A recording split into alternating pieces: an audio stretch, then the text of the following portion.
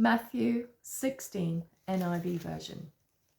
The Pharisees and Sadducees came to Jesus and tested him by asking him to show them a sign from heaven. He replied, "When evening comes, you say, 'It will be fair weather, for the sky is red.'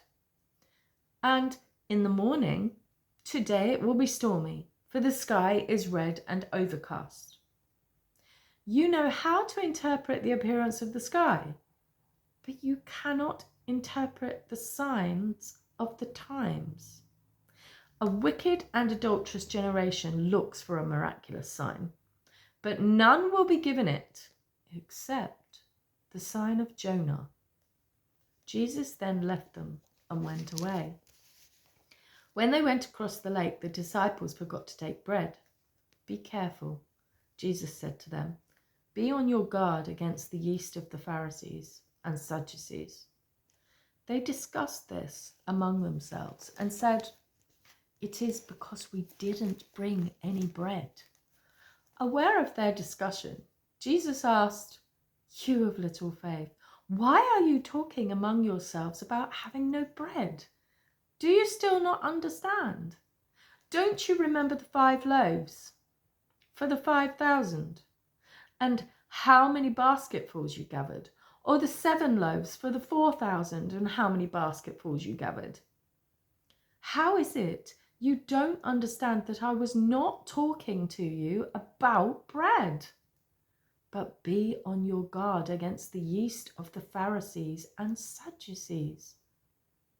Then they understood that he was not telling them to guard against the yeast used in bread, but against the teaching of the Pharisees and Sadducees.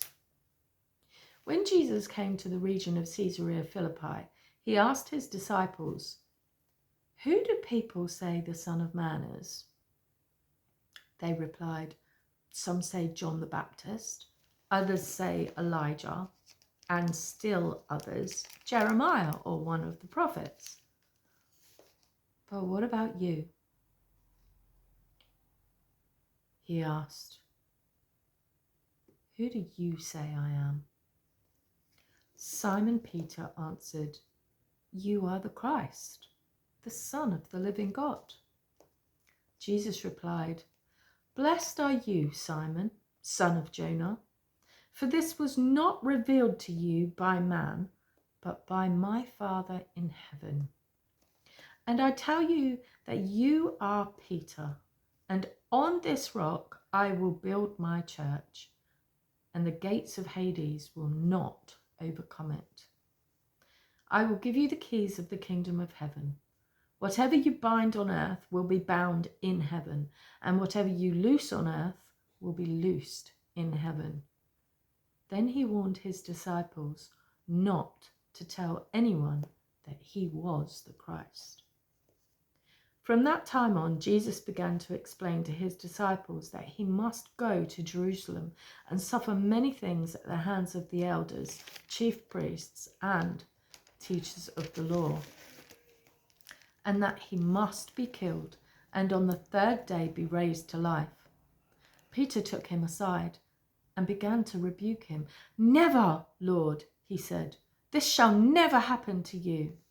Jesus turned and said to Peter, "Get behind me, Satan.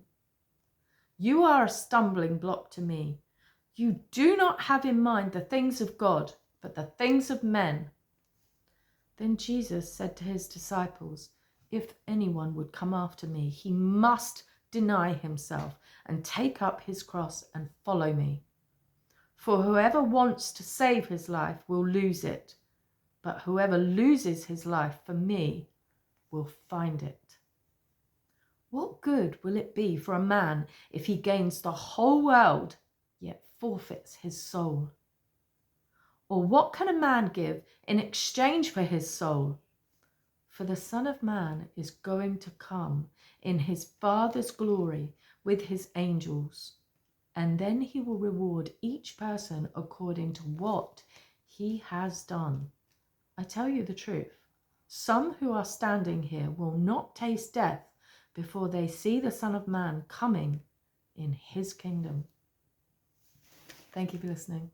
Bye-bye.